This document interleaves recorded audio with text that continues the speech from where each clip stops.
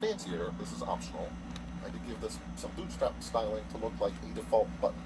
And now I'd like to take a quick peek at what this page would look like, but it's going to be difficult without a restaurant because my page model class does not set the restaurant, therefore the restaurant property will be null, and this expression, model.restaurant.name, will throw a null reference exception.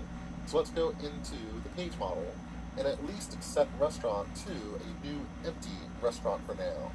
And this is somewhat typical of the way I like to work. Let's start with simple steps and verify that we're on the right path. We're going to come back in the next clip and try to get a restaurant ID and eventually load this from a database. But for right now, I just want to go to the browser and try to go to /restaurant and then /detail and see if I can get this page on the screen, which I can. So I have a restaurant with no name, no ID, no location, and no cuisine. But that's okay, we're going to fill in those details. I also have this button or this link that will go back to a list of all restaurants, and that's good. Now that we have a UI in place, let's see how we can pass along a restaurant ID from the list page to the detail page.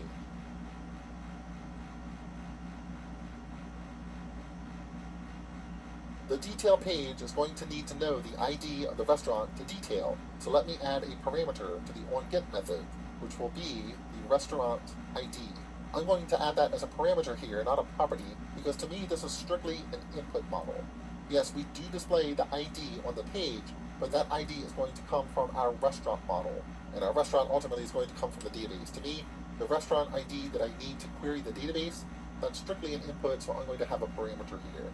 We know from previously in this module that I can pass in a restaurant ID using the query string, but I want to explore a couple different techniques for passing a restaurant ID to this page.